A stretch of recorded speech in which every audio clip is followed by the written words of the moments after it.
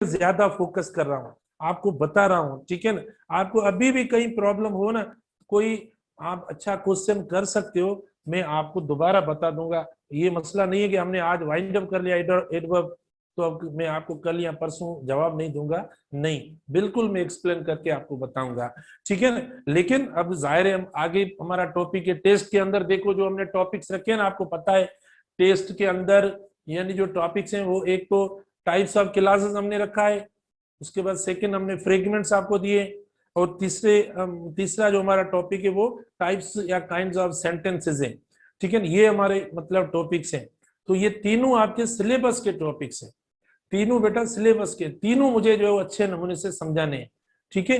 तो हम थोड़ा अभी इंट्रो करवा देते हैं आपको यानी फ्रेगमेंट के बारे में, ठीक है ना बेटा। फ्रेगमेंट जो है वो क्या होता है, यानी फ्रेगमेंट जो होता है, अब आप खुद एक तो या तो वर्ड से समझ लें बेटा, आप या तो जो वो वर्ड से समझ लें जो वर्ड मैंने लिखा है, जैसे हम वर्ड लिखते हैं, नाउन लिखते हैं, तो नाउन से स्टूडेंट समझ जाता है कि नाउन अब क्या होगा, या प्रोनाउन क्या होगा, या वर्ब क्या होगा।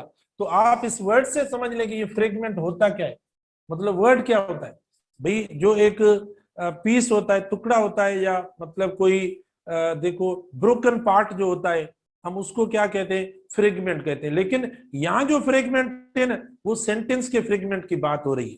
इधर जो हम बात कर रहे हैं बेटा, सेंटेंस फ्रेगमेंट है। किसकी बात करेंगे, सेंटेंस के अंदर जो फ्रेगमेंट होगा उसकी बात कर रहे हैं। अब इधर देखो हम एक कंपैरिजन से पढ़ेंगे। कौन सी कंपैरिजन, कि फ्रेज और फ्रेगमेंट में क्या फर्क होता है। कई स्टूडेंट्स जो है वो फ्रेज को भी फ्रेगमेंट बोल लेते हैं, ठीक है ना। यानी सेंटेंस का जो पार्ट होता है बेटा, जो एक जुमला होता है, उस जुमले का जो पार्ट होगा उसको हम क्या बोलते हैं, उसको हम फ्रेगमेंट बोलते हैं, सेंटेंस का जो पार्ट होगा। लेकिन वो कैसा पार्ट, यानी फ्रेगमेंट के अंदर भी देखो पूरा सेंस या पूरा मतलब नहीं आता। यानी कभी फ्रेगमेंट के अंदर क्या होता है, वर्ब होता है तो सब्जेक्ट नहीं होता, सब्जेक्ट होता है तो वर्ब नहीं आता।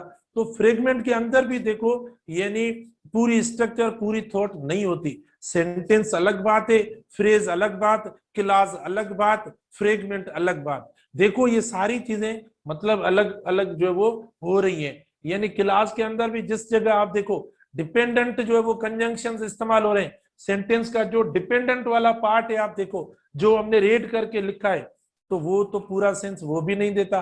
तो डिपेंडेंट वाला है ना, तो आप देखें वो आपका फ्रेगमेंट भी हो सकता है। मैं आपको रीडली यही बता सकता हूं अभी फ्रेगमेंट के बारे में कि वो भी पूरा सेंस पूरी थॉट और मीनिंग नहीं देता। आप बोलेंगे सर कोई एग्जांपल दो दो बेटा, आप खुद मुझे बताओ, मैंने अभी ये बोर्ड पे जो सेंटेंसेस मिटाए नहीं है, आप मुझे बताएं कि इनमें कौन से सेंटेंसेस जो है वो आपको क्लास के साथ साथ फ्रेगमेंट भी शो कर रहे हैं। बेटा वो जो पूरा मतलब नहीं दे रहे, इसमें जो जुमले मैंने क्लासेस वाले लिखे यानी 14 to 25 अभी पढ़े, बाकी तो हमने हटा दिए। इसमें जो आपको पूरे मतलब मीनिंग सेंटेंस का पार्ट यानी ये पूरा सेंटेंस जो क्लास पढ़ा है ना, इसके जो भी अल्फाज पूरा मतलब पूरी मीनिंग नहीं दे रहे, समझ ले वो फ्रेगमेंट है आपका।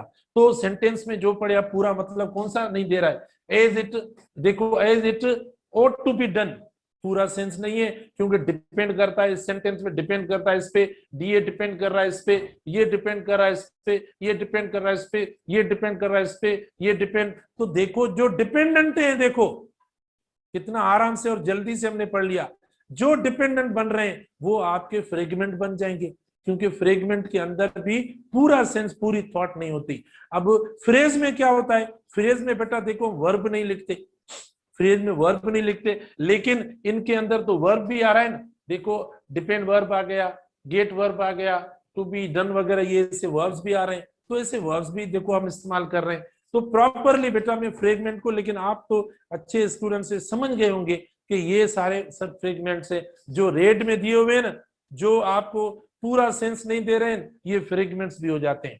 तो आपसे मैं पूछ सकता हूं अंडरलाइन करके, मतलब अपनी आगे वाली जीटी के अंदर आइडेंटिफाई द अंडरलाइंड यानी वर्ड्स या सेंटेंस।